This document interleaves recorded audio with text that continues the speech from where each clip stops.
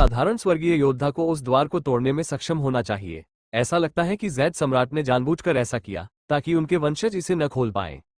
दक्ष ने सोचा। इस बारे में सोचने के बाद वो उस कमरे में दाखिल हुआ। यह एक बड़ा कमरा था जिसमें बहुत सारी किताबें थीं। वो कुछ किताबों की अलमारियों में गया और किताबों को देखा।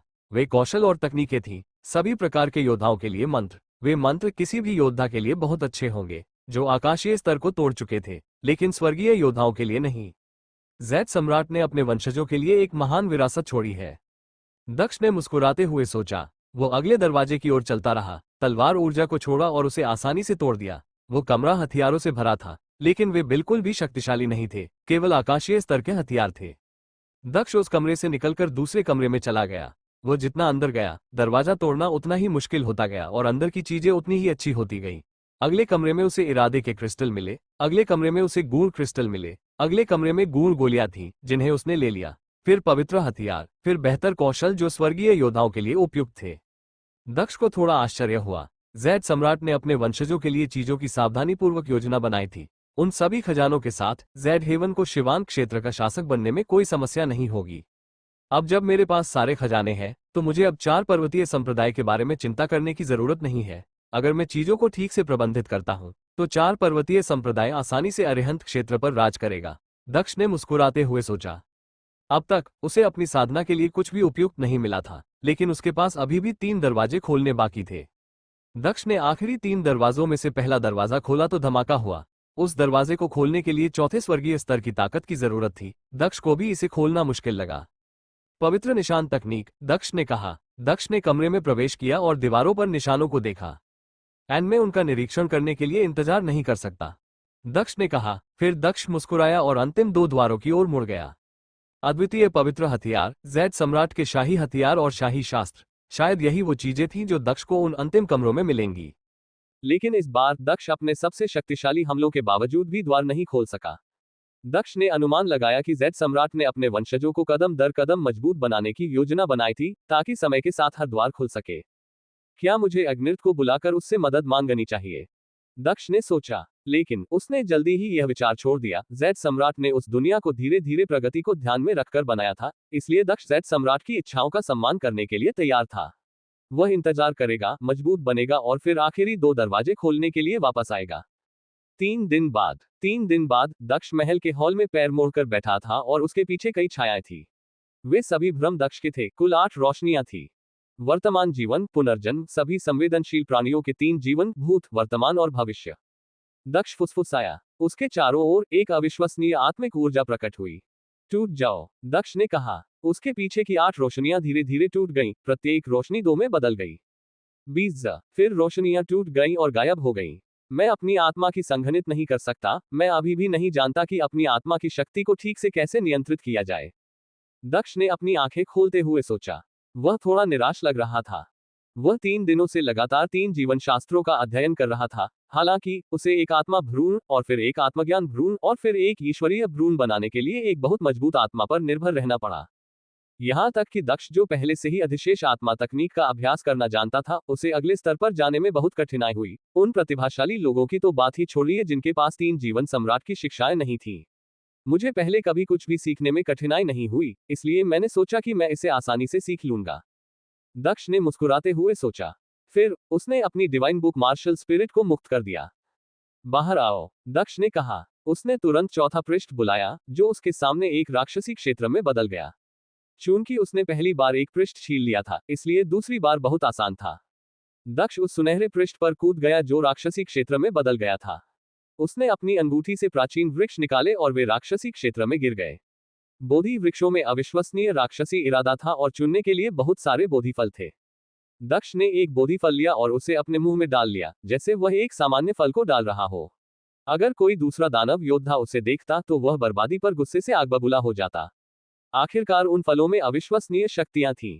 दक्ष के पूरे शरीर में दानवीय इरादे फैल गए और उसका शरीर काला हो गया। हालांकि दक्ष का इरादा राक्षस साधना का अभ्यास करने का नहीं था।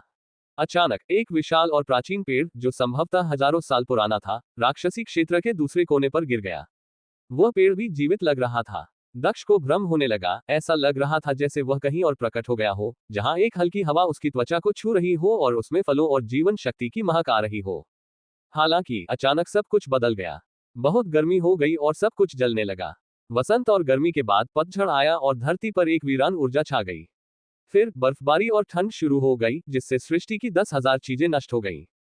4 मौसम, सृष्टि की 10,000 चीजें, 4 मौसमों का प्राचीन वृक्ष। दक्ष ने सोचा। थोड़े समय में उसने 4 मौसम देख लिए थे, जो सभी समय बीतने को दर्शाते थे। वह महारानी अनामिका द्वारा पढ़े गए शास्त्रों, सृष्टि की 10,000 चीजें शास्त्रों के लिए एकदम सही था। मेरी मार्शल स्पिरिट मुझे सभी प्रकार की चीजों का अध्ययन करने की अनुमति देती है, क्योंकि मैं उनकी उत्पत्ति को समझता हूँ। इस वजह से मैं पवित्र चिन्हों को समझ सकता हूँ या यहाँ तक कि सभी प्रकार के कीमती खजानों का उपयोग कर सकता हूँ, जैसे कि श्वेत पर्वत, उल्कापिंड या मौसमी पेड़।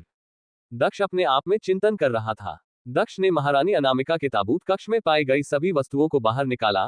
पहाड़ और नदी की तस्वीर वाला स्क्रॉल, कांस्य दर्पण, बिस्तर और इसी तरह की अन्य चीजें। दक्ष ये देखना चाहता था कि क्या वह अपनी मार्शल स्पिरिट का उपयोग करके उन वस्तुओं के पीछे की शक्ति को समझ सकता है। एक बार जब दक्ष ने उन वस्तुओं को बाहर निकाला, तो उसे एहसास हुआ कि पहाड़ और नदियों की तस्वीर वाला स्क्रॉल और बिस्तर का एक संबंध था। चित्र स्क्रॉल में नदियां बहने लगी, पहाड़ अधिक वास्तविक लगने लगे, ऐसा लग रहा था जैसे वे दानव क्षेत्र में प्रकट होना चाहते थे। महारानी अनामिका अपने बिस्तर पर थी और सृष्टि की 10,000 चीजें उनके चारों ओर जीवंत हो उठी। ये दोनों चीजें आपस में जुड़ी हुई हैं और दोनों ही योद्धा की समझ की क्षमताओं को बेहतर बनाने में उपयोगी हैं। दक्ष ने सोचा। महारानी अनामिका ज्ञान को बहुत महत्व देती थी, इसलिए उनके ताबूत कक्ष में मौजूद चीजों ने स्वाभाविक रूप से उन्हें सृष्टि की 10,000 चीजों को समझने में मदद की। बिस्तर पर लेटने से चित्र स्क्रॉल सक्रिय हो जाता था, यहां तक कि सोते समय भी। इस तरह वह बिना रुके साधना का अभ्यास कर सकती थी। दक्ष ने चायदानी और पेंसिल को देखा। भले ही वे असाधारण थे, लेकिन उनका साधना से कोई लेना देना नहीं था। कम से कम जब उसने उन्हें सक्रिय करने की कोशिश की तो कुछ नहीं हुआ। कांस्य दर्पण चमकदार रोशनी उत्सर्जित करता था, जिसमें अविश्वसनीय ऊर्जा थी। दक्ष कांस्य दर्पण की ओर चला गया और उसे देखा। तुरंत एक प्रतिबिंब दिखाई दिया, दक्ष का प्रतिबिंब। उसने अपना हाथ उठाया और खुद को देखा। क्या ये वास्तव में मैं हूं? दक्ष ने फुसफुसाया। आईने में दक्ष लंबा था, वह राजसी, मजबूत दिख रहा था। उसने एक लंबा वस्त्र पहना हुआ था। उसके पास एक चमकदार काली तलवार थी, उसके सिर पर एक काला हेलमेट था, उसकी आंखों में एक अविश्वसनीय इरादा था, वह राक्षसों के देवता की तरह लग रहा था। दक्ष धीरे धीरे पीछे की ओर चला, रोशनी थोड़ी फीकी पड़ गई और प्रतिबिंब गायब हो गया। क्या वह मैं अपने पिछले जन्म में था या भविष्य में? दक्ष ने अग्निर्त के साथ हुई बातचीत को याद करते हुए सोचा। अग्निर्त ने उसे बताया था कि वह पुनर्जन्म में विश्वास नहीं करता और दक्ष उससे सहमत था, तो क्या यह हो सकता है कि वह प्रतिबिंब उसका भविष्य का स्वयं हो? दक्ष को संदेह था, क्या यह एक साधारण प्रतिबिंब था? दूसरे शब्दों में, क्या यह उसकी वर्तमान मनस्थिति का प्रतिबिंब था, दृढ़ निश्चयी और मजबूत? और नरक से आई उस काली तलवार के बारे में क्या? वह पुनर्जन्म के अधीन नहीं थी, वह अपने जीवन को स्वयं नियंत्रित करती थी। वापस, दक्ष ने कहा। एक पल में राक्षसी दुनिया एक पृष्ठ के सुनहरे ग्रंथ में बदल गई और उसकी डिवाइन बुक मार्शल स्पिरिट में वापस आ गई। ऋतु वृक्ष, बोधि वृक्ष, पर्वत और नदी की तस्वीर वाला स्क्रॉल, बिस्तर, कांस्य दर्पण, सब कुछ उसकी मार्शल स्पिरिट के अंदर वापस चला गया। 5 दिन बाद 5 दिन बीत गए और दक्ष ने बिल्कुल भी साधना का अभ्यास नहीं किया। उसने जो खजाने पाए थे, उन्हें उसने अपने पिता को दे दिया। उसने अपने दोस्तों और परिवार के सदस्यों को साधना संसाधन, कौशल, इरादे के क्रिस्टल, गूढ़ गोलियों, साथ ही छोटी दुनिया के संसाधन दिए। शुद्ध ऊर्जा और इसी तरह की अन्य चीजों के साथ उसे यकीन था कि कुछ सालों के बाद उनके लिए सब कुछ बदल जाएगा। अगर उन्हें कोई मानसिक परेशानी नहीं हुई, तो हर कोई आकाशीय स्तर को तोड़ने में सक्षम होगा। इस दिन कुनलुन शांत था, भले ही अरिहंत क्षेत्र के अन्य देशों के लोग कुनलुन में आए थे। कम से कम विंध्याचल प्रांत के सभी मजबूत योद्धा चले गए थे। अब सबसे मजबूत योद्धा निम्न स्तर के स्वर्गीय योद्धा थे। दक्ष द्वारा कुनलुन में छोड़े गए खजाने और अग्निर्त द्वारा डाले गए डिप्लॉयमेंट मंत्रों के साथ कोई सुरक्षा चिंता नहीं होने वाली थी। जब तक स्वर्गीय स्तर के शीर्ष पर सम्राट और योद्धा दिखाई नहीं देते, तब तक। इस दिन तनिषा और हिमांशी दक्ष का हाथ पकड़कर उसके बगल में चल रहे थे। ये बहुत ही रोमांटिक दृश्य था। दक्ष, तुम और हिमांशी ने अभी तक? तनिषा ने फुसफुसाते हुए कहा। दक्ष ने व्यंग्यात्मक ढंग से मुस्कुराया और हिमांशी ने अपना सिर नीचे कर लिया। दक्ष ने अपना सिर घुमाया और हिमांशी को देखा। उसने अपना हाथ उसकी ठोड़ी पर रखा और मजाक करते हुए कहा, हिमांशी, अगर मैं अवज्ञा करता हूं, तो क्या तुम मुझे अपने धनुष और तीर से नहीं मार दोगी? तुच्छा, हिमांशी ने दक्ष की ओर देखते हुए और अपनी आंखें घुमाते हुए कहा। वह फिर से अतीत को सामने ला रहा था। नहीं तो मैं तुम्हें मौके पर ही मार सकता हूं, दक्ष ने हंसते हुए कहा। हिमांशी का चेहरा लाल हो गया और दक्ष और भी हंसा। दरअसल पिछली रात दक्ष हिमांशी के कमरे में गया था। लेकिन वह पहले से ही सो रही थी, इसलिए उसने उसे परेशान नहीं किया। तुम किस बारे में बात कर रहे हो? वेदिका ने पूछा। वह दक्ष की पीठ पर कूद पड़ी और बोली, भाई, मैं नहीं चाहती कि तुम जाओ। जब मैं विंध्याचल का सबसे शक्तिशाली योद्धा बन जाऊंगा तो मैं तुम सबको अपने साथ ले जाऊंगा और हम तुम्हारे दादाजी से मिलने जाएंगे। दक्ष ने कहा। दक्ष को अभी भी याद है जब मिस्टर जयवंत ने उससे यादें प्रेषित की थी और गायब हो गए थे, क्योंकि वह वेदिका को अपने साथ पवित्र शहर में नहीं लाना चाहते थे। दक्ष अपने दोस्तों और परिवार को पीछे छोड़कर कभी खुश नहीं था, लेकिन उसे अपने रास्ते पर चलना था। वह अपने नए खजाने के लिए दो लोगों का विशेष रूप से आभारी था, अग्नित और जियांग में तलवार कब्र से बूढ़ा आदमी। सम्राट जितेंद्र की तलवार और अग्नित की मदद के बिना वह कभी भी इतनी सारी महान चीजें हासिल नहीं कर पाता। 2 दिन बाद कुनलुन के ऊपर आसमान में दक्ष और अग्नित एक बड़ी सीसीटी बजाती तलवार पर सवार थे। अग्नित वापस अकिरा में बदल गया था और अब वे कुनलुन को छोड़ रहे थे। दक्ष ने पहले ही जियांग के मजबूत योद्धाओं को विंध्याचल प्रांत में वापस भेज दिया था और उसने जियांग से स्वर्गीय स्तर के शीर्ष पर 2 योद्धाओं को साधना का अभ्यास करने के लिए 2 छोटी दुनियाओं में रहने के लिए कहा था। जियांग के वे 2 योद्धा ये जानकर बहुत उत्साहित थे कि उनके यंग मास्टर दक्ष ने पहले ही 2 छोटी दुनियाओं पर विजय प्राप्त कर ली थी।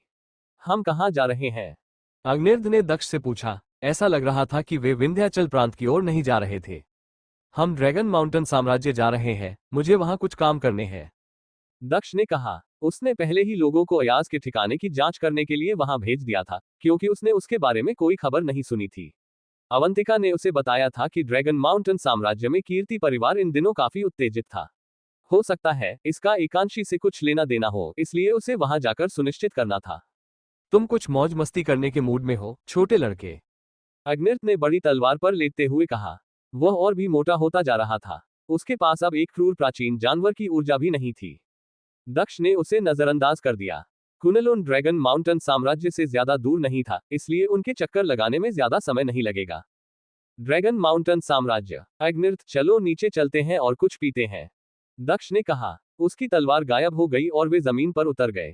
थोड़ी दूर पर एक महल था। यह एक बार और रेस्टोरेंट था, कीर्ति परिवार का रेस्टोरेंट। दक्ष को अभी भी याद है कि पहली बार उसकी मुलाकात एकांशी से वहीं हुई थी।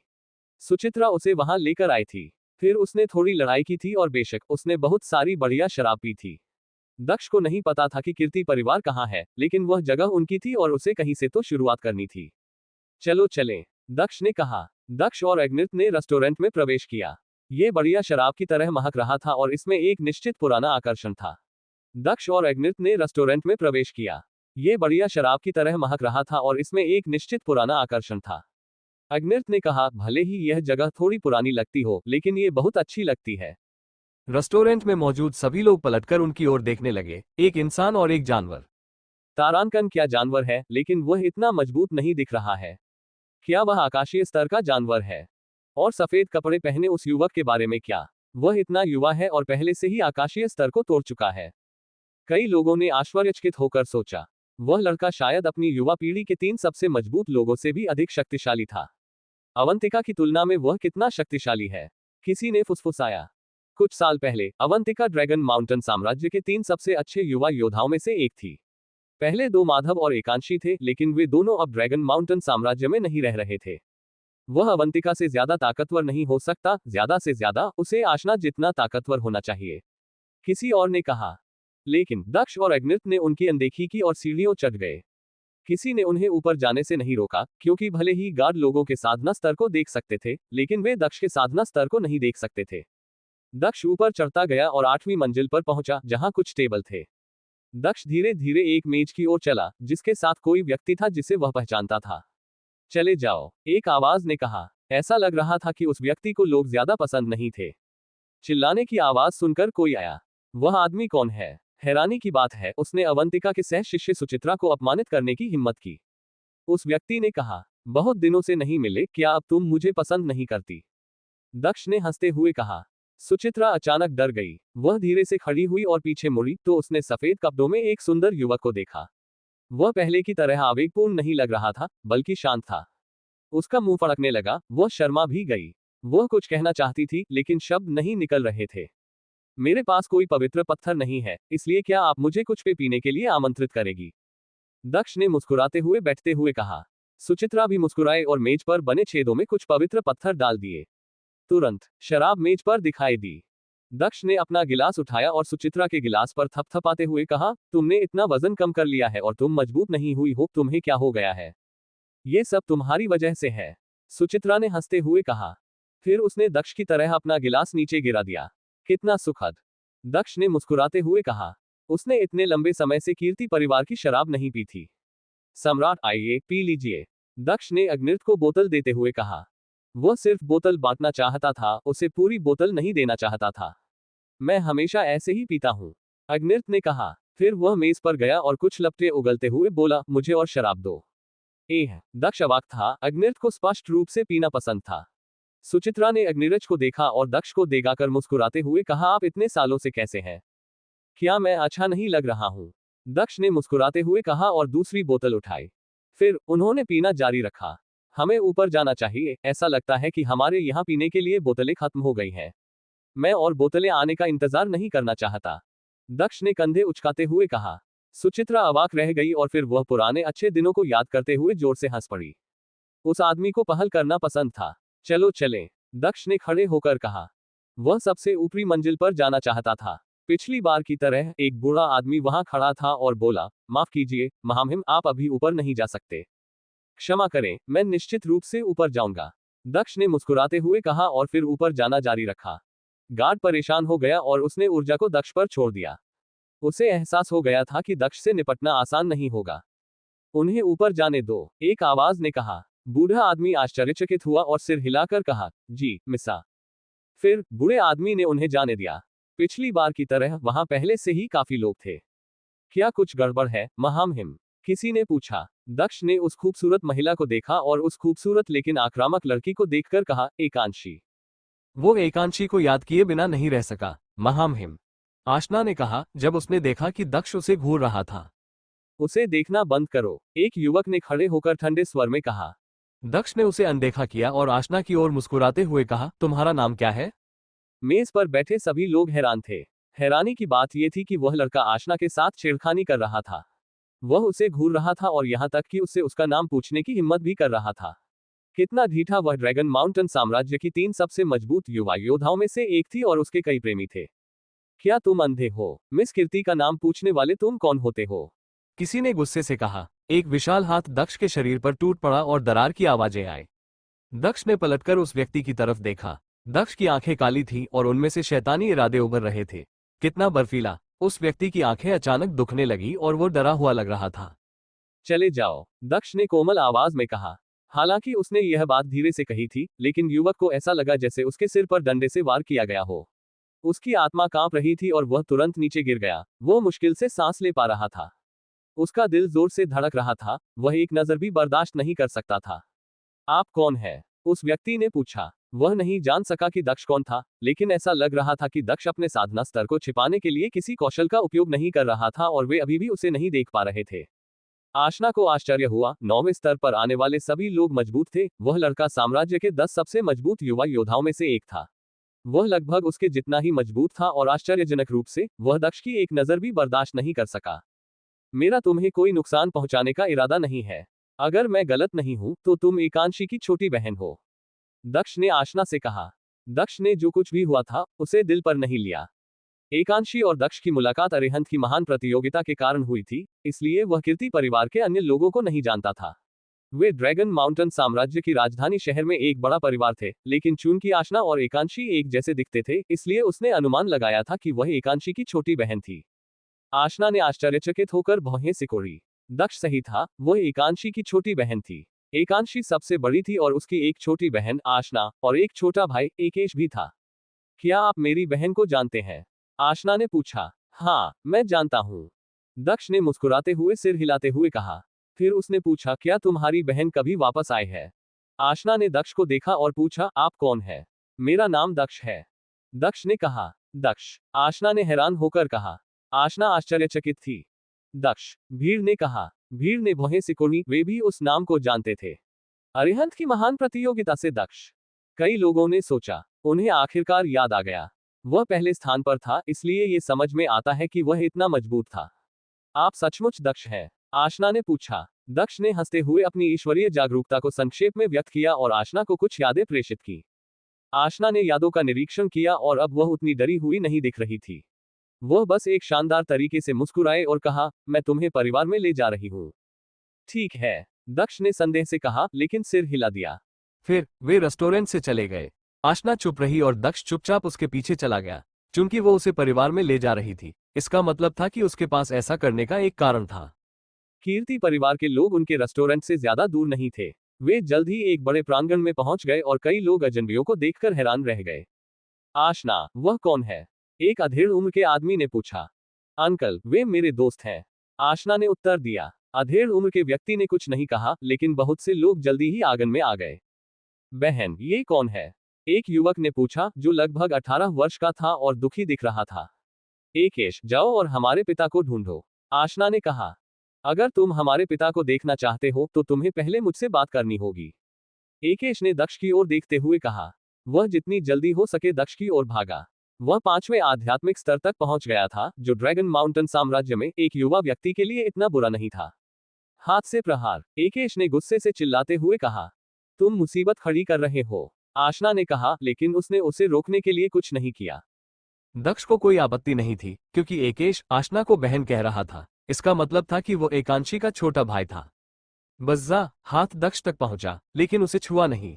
अगर तुम मेरी बहन के साथ रहना चाहते हो तो तुम्हें मेरी अनुमति लेनी होगी, एकेश ने गुस्से से चिल्लाते हुए कहा। वो 2 परछाइयों में बदल गया और दक्ष की ओर भागा। एकेश, रुको, आशना ने कहा। हालांकि दक्ष बस थोड़ा सा हिल गया। हजारों छायाएं, एकेश ने गुस्से से चिल्लाते हुए कहा। वह हजारों पवन क्लोनों में बदल गया, जो सभी एक ही समय में दक्ष पर खुद को फेंक रहे थे। हालांकि एकेश ने चाहे जो भी किया, वह दक्ष तक नहीं पहुंच सका। एकेश, बस बहुत हो गया, एक आक्रामक आवाज ने चिल्लाते हुए कहा। एकेश तुरंत रुक गया और दक्ष को गुस्से से देखने लगा। चाचा, दक्ष ने मध्यम आयु वर्ग के व्यक्ति के सामने झुकते हुए कहा। पिताजी, मैं अभी भी कोशिश करना चाहता हूँ, एकेश ने कहा, जब उसने देखा कि दक्ष क्या कर रहा था। वह शायद आशना का हाथ मांगना चाहता था। मैं ही कोशिश करने जा रहा हूँ, एकेश के पिता ने ठंडे स्वर में कहा। फिर उस आदमी की छवि चमक उठी और उसने खुद को दक्ष पर फेंक दिया। हवा के असंख्य क्लोन अब दक्ष पर हमला कर रहे थे। बूम बूम बूम, दक्ष के शरीर पर असंख्य मुट्ठियों की बौछार हुई। हालांकि वह अभी भी शांत दिख रहा था, जैसे कि कुछ हुआ ही न हो। बेका, आदमी ने चिल्लाते हुए कहा। उनके नीचे की जमीन भी फट गई और आंगन हिल गया, लेकिन दक्ष ने एक बार भी मुंह नहीं सिकोड़ा। एकेश हैरान था, उसके पिता के हमले दक्ष को बिल्कुल भी प्रभावित नहीं कर सके। कितना डरावना, उस आदमी ने कहा। जब आदमी ने देखा कि उसके हमलों का दक्ष पर कोई असर नहीं हो रहा है, तो उसने आह भरी और कहा, तुम हमला क्यों नहीं कर रहे हो? मैं आपके खिलाफ लड़ना नहीं चाहता, चाचा, दक्ष ने मुस्कुराते हुए कहा। वह एकांशी के पिता के खिलाफ कैसे लड़ सकता था? क्या तुम्हें अपने लिए दोषी महसूस हुआ? मिस्टर कीर्ति ने पूछा। जब उसने मिस्टर कीर्ति की बात सुनी, वह मुस्कुराए बिना नहीं रह सका। कीर्ति परिवार को निश्चित रूप से एकांशी के बारे में कुछ खबर थी, इसलिए उसने पूछा, एकांशी कैसी है? क्या हो रहा है? एकेश ने पूछा। एकेश अचानक चिंतित हो गया। उसने आशना की ओर देखा और आशना ने कहा, वह दक्ष है। दक्षा, एकेश ने फुसफुसाते हुए कहा। वह अभी भी गुस्से में दिख रहा था और उसने कहा, वह जो अरिहंत की महान प्रतियोगिता में प्रथम स्थान पर था। वह जिसने सालों पहले परम पूरब और अन्य मजबूत युवा योद्धाओं को हराया था। तुम्हें अच्छी जानकारी है, आशना ने कहा। फिर उसके पिता चले गए और कहा, मेरे साथ आओ। दक्ष उसके पीछे पीछे चल पड़ा और आशना भी उसके पीछे पीछे चल पड़ी। वे एक आंगन में पहुंचे जहां एक लड़की रहती थी। यहीं पर एकांशी रहती है, एकांशी के पिता ने कहा। दक्ष ने सिर हिलाया और चारों ओर नजर घुमाई। वहां पेड़ थे, अच्छी खुशबू थी, कुल मिलाकर यह एक खूबसूरत जगह थी। वे बीज हाल ही में बोए गए थे, दक्ष ने फुसफुसाया। मिस्टर कीर्ति दक्ष की ओर बढ़े, बीजों को देखा और कहा, वास्तव में वे आपस में जुड़े हुए हैं। उसने उन्हें कुछ समय पहले ही लगाया था और कहा था कि अगर आप आएंगे तो मैं उन्हें आपको दिखाऊं। एकांशी ने इन्हें लगाया है, दक्ष ने कहा। दक्ष की आंखें चमक उठी। एकांशी जीवित थी और वे पौधे उनसे जुड़े हुए थे, जिसका मतलब था कि उन्हें अलग नहीं किया जा सकता था। दक्ष को नहीं पता था कि इसका क्या मतलब है।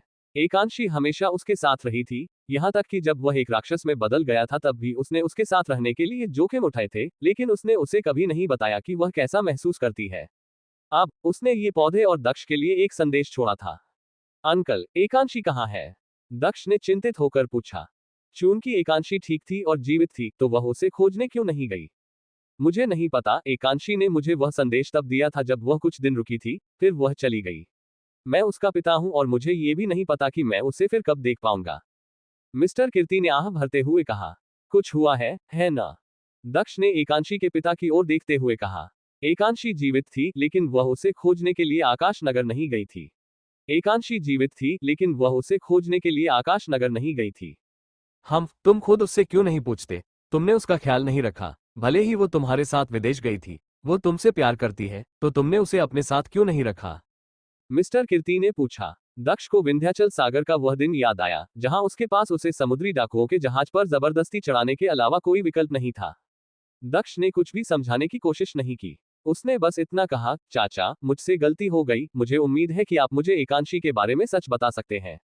मिस्टर कीर्ति ने आह भरते हुए कहा, मैंने तुम्हें वो सब बता दिया जो मैं जानता था, मैं भी कुछ और जानना चाहता हूँ। दक्ष, पिताजी ने झूठ नहीं बोला, मेरी बहन बिना कुछ कहे चली गई। उसने कहा कि वह वापस आएगी।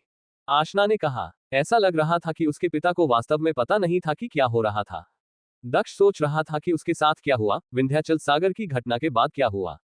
दक्ष कुछ सेकंड के लिए चुप रहा, सिर हिलाया और कहा, चाचा, अगर वह वापस आती है तो उसे विंध्याचल प्रांत के आकाश नगर में मुझे खोजने के लिए जाने के लिए कहें। विंध्याचल प्रांता, एकेश ने कहा। एकेश को विश्वास नहीं हुआ। वह दक्ष के पास गया और बोला, दक्ष, चूंकि तुम मेरी बहन के पति हो, तो क्या तुम मुझे विंध्याचल प्रांत ले जा सकते हो? दक्ष हैरान था, बहन का पति? एकेश, आशना ने अवाक होकर कहा। तुम बहुत असभ्य हो, एकेश के पिता ने कहा। लेकिन एकेश मुस्कुराया और बोला, पिताजी, एकांशी ने कहा कि वह उसे पसंद करती है। उसने उसके लिए बीज भी बोए थे। वह किसी भी मामले में निश्चित रूप से एकांशी का भावी पति है। एकेश के पिता ने अपनी आंखें घुमाई।